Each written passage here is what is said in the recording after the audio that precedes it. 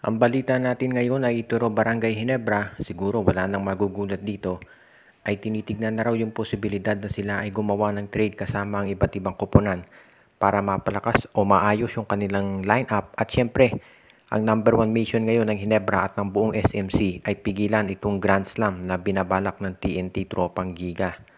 Kaya nga ngayon, may mga reports na lumalabas na handa raw ang Ginebra na kausapin itong Converge Fiber Xers at ite-trade ng Ginebra si Jamie Malonzo dito sa Converge kapalit ni Justin Arana. Iyan daw yung isang pinag-uusapan ngayon. At kung sakaling matuloy ito, aba ang laking bagay niyan para sa Ginebra dahil nangangailangan talaga sila ng isang big man na magko-complement sa laro ni Japet Aguilar. At sa ngayon, ito raw ang kinukonsidera ng Ginebra lalo na at medyo bumababa ang laro ni Malonzo. Napansin naman ninyo, hindi ito consistent.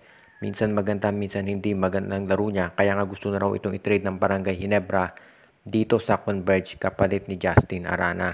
At yan ang dahilan kung bakit sa ngayon daw ito ang pinag-uusapang mabuti nitong Barangay Ginebra at ng Converge. Kung sakasakali na magkasundo sila, itong si Jamie Malonzo mapupunta sa Converge at itong si Arana dito sa Barangay Ginebra.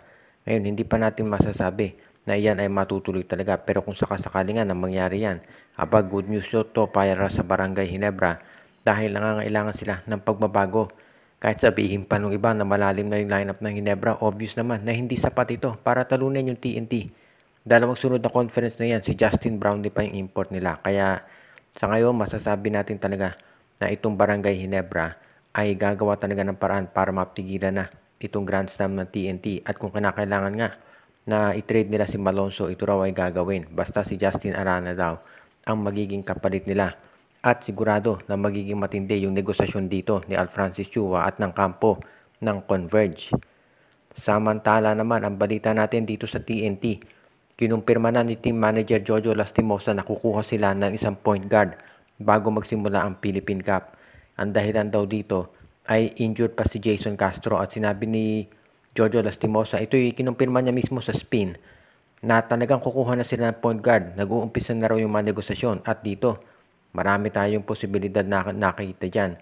Una-una, baka ito na nga yung pagkuha ng TNT dito kay Cedric Barefield dahil kinakailangan nila ng isa pang point guard na tutulong dito kay Reynan Batak. Kaya nga si Cedric Barefield ang pwedeng option dyan o kaya itong si Robert Bolick.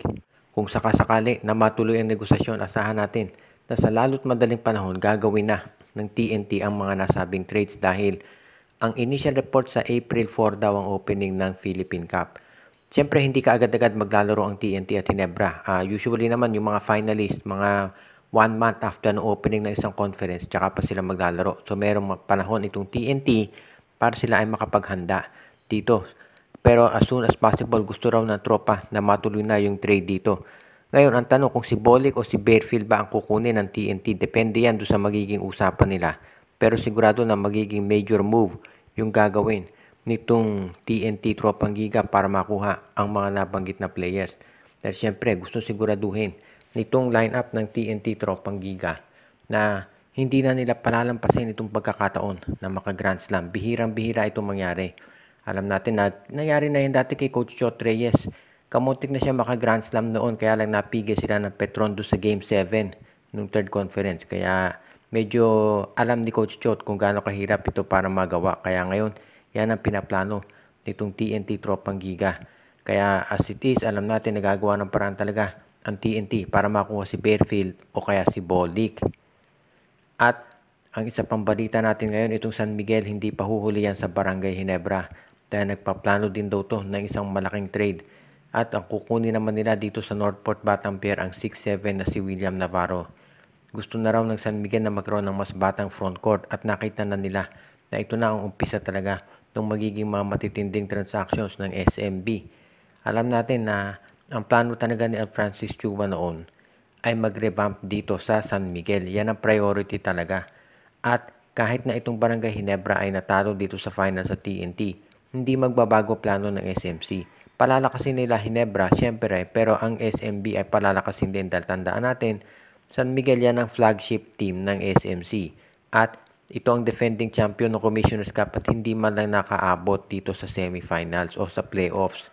Kaya magiging matindi yung pagbabago dito sa roster nila. Kaya ang asahan natin na ito ang mag-uumpisa yung pagkuha kay William Navarro. At kapag natuloy ang trade na yan, hindi dyan matatapos dahil meron pang gagawing ibang moves itong San Miguel. Aabangan na lang natin kung sino pa yung mga players na pwedeng matrade yan. Pero magdedepende lahat ito dito sa magiging usapan ng SMP at ng Northport. Marami pa silang mga players na pwedeng magawa at sa ngayon ito raw San Miguel ay kinakailangan na mag-adjust sa kanilang roster at yung pagkuha kay Navarro makatutulong yan dahil ito ay isang 6-7 player na pwedeng maging power forward, pwede rin ito na maging isa do sa mga small forwards. Depende kung paano siya gagamitin ni Coach Leo Austria. Kaya hindi natin masasabi na ito'y magiging problema para sa SMB. Lalo na at alam nating farm team nila Northport. Parang itong Blackwater na farm team ng MVP Group. Kaya magiging exciting ang mga susunod na araw para dito sa San Miguel. Tandaan natin yung CJ Perez, Arvin Tolentino, pwede pang mangyari iyan. At ang huli nating balita ngayon, mukhang itong PBA daw ay tentatively nakaschedule sa April 4 ang opening. At meron ng mga teams na naghahanda dyan. Itong balita natin, ang Magnolia Chicken Templados of course magre-ready na yan. Meron daw gagawing mga trade. At kabilang daw dun sa mga players na pwedeng kunin ng Magnolia Chicken Templados ayon doon sa mga nasa kampo nila ay itong si Kmart Carino mula sa Terra Firma Jeep. Pinaghahandaan daw ng Magnolia yung posibilidad na si Carino ay makuha kapalit nitong si James Laput. If ever matuloy nga ang nabanggit na trade, asahan natin na magiging maganda ito para dito sa Magnolia Chicken Templados. Dahil si Kmart Carino ay isang rim protector at ang height nito ay 6'10". So syempre, pwede yan sa Magnolia. Alam natin ganyan din ang role ni James Laput. Pero parang mas nagagandahan daw ang Magnolia dito sa performance nitong si Kmart Carino, kaya iyan ang gusto nilang makuha.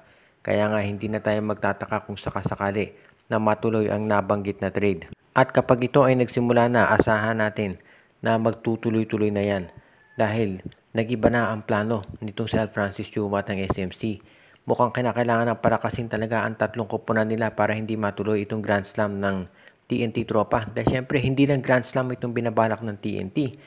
Kapag nagkataon ang tatalunin nila sa finals, puro SMC din. Kaya syempre, alam natin hindi papayag si Boss Ramon ang sa ganyang sitwasyon.